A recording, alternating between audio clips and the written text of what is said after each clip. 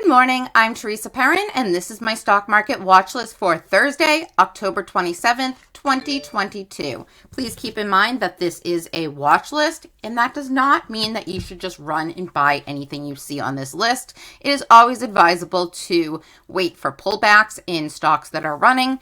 And guys, just manage your risk carefully as always. Let's get started. RDHL. All right, guys, this one has been a runner previously, and it came down, hit a bottom again, and is now starting to make moves back to the upside. As you can see, it was up 6.57% yesterday, and it's up another 5.36% this morning. And I do think that this could potentially be a multi-day runner, as it has been previously. And I do expect that this will eventually test that $1 mark again. Mullen starts its Mullen 5 crossover tour today. I'm not going to say much more about that. You can check out my video that I posted last night. But I do believe we see this make moves to the upside again today. Hal. Guys, this has been an absolute banger for the past several weeks. This chart is so juicy, and I do believe it continues making nice moves to the upside. This is a great opportunity. They've gotten price target upgrades from $40 to $45 yesterday or the day before, and earnings, they just killed it. And expectations going forward are amazing. You can check out my videos on how. I absolutely think this company is going to go very far.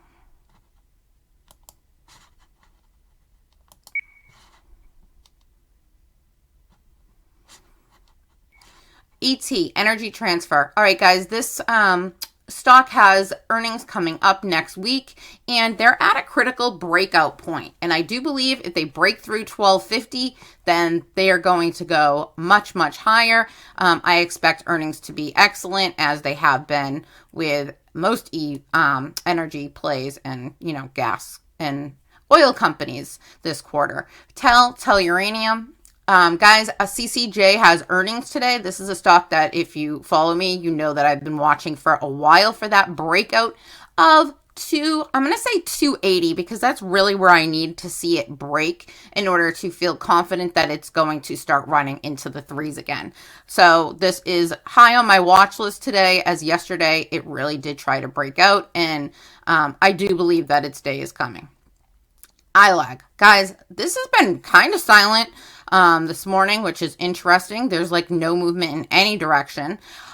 It came down, it filled the gap to the downside. It still has a gap to the upside. I am waiting for something to happen where volume comes back into ILAG and sends it running. Ford. They had earnings yesterday. I actually didn't think they were too bad, and the reaction was very mixed. It went up, it went down, and it's still down in pre-market. I think this is an excellent opportunity for Ford. At these prices, they are doing a share buyback, but guys, don't get too excited about it, because it basically covers the shares that they give out for employee compensation, so that they're not adding any dilution to the float. But hey, in this market, that's actually really good. Not a lot of companies are doing things like that. So I think that's a benefit to Ford. And all in all, their earnings were mixed, but obviously they closed the Russia plant, which I'm sure cost them money. And I just think that there's good opportunities with Ford going forward, especially because they're not even being valued as an EV play. Meta, oh my God, they got tanked in earnings. I feel bad for anybody who was in it. Congrats to those who had puts, because you must have killed it. I've decided a while back that in this market, I will not touch earnings, because you just never know what's going to happen, and I'm glad I made that decision. However, when you see something like this, you wish that you had bought the put that you are looking at that day.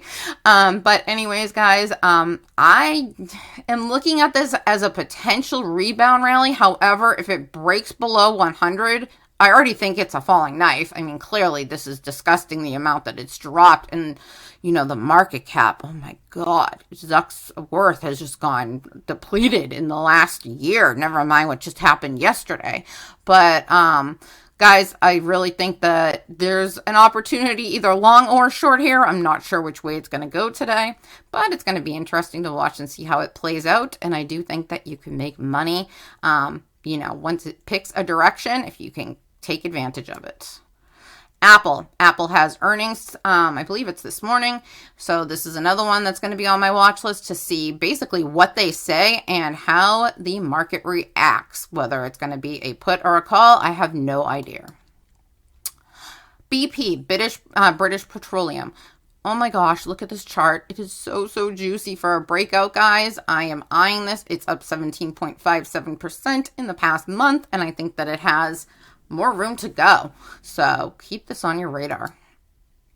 Mullen, guys. Oh, geez, that's a repeat. Sorry, I'm so excited about it. I guess I put it there twice. All right, AVCT, guys. This, I don't know what to tell you. It's barcoding. It's been trading, if you look, fairly within a range between that 130 and 144, 145 area.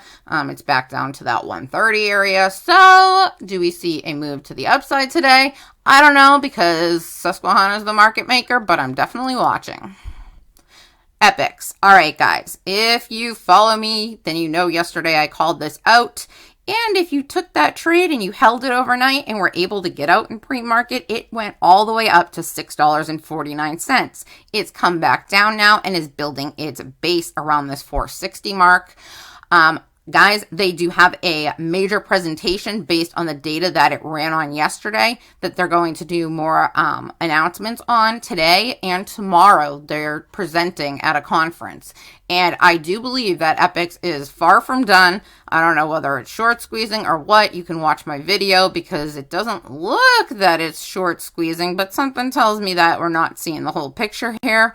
I'm looking to see this make its next run. I think now where it's trading between it's basically ranging between like 454, 458, 460, 465.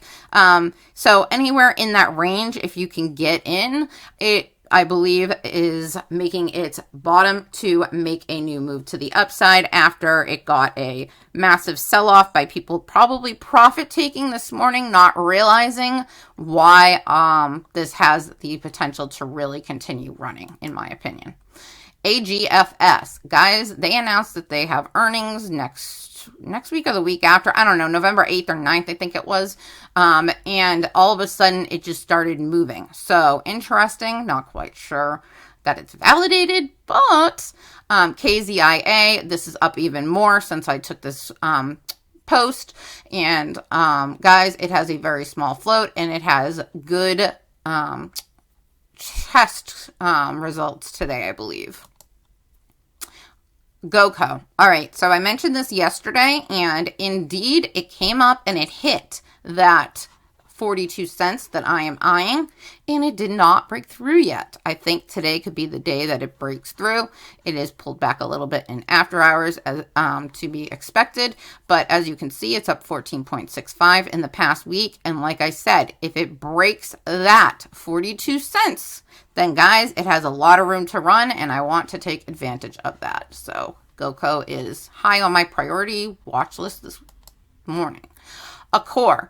This is another one, guys, that, you know, has these runs up to $1, pulls back, and I think it's getting ready to make another run. It's been finding its comfort zone, let's say, pullback comfort zone around this 48, 52 cent range, and I think it's trying to break out again. In pre-market, we see it's up from that 48 to 52, so it's up 7.28%, and I do expect that we see a move in Accor today if it can catch some momentum.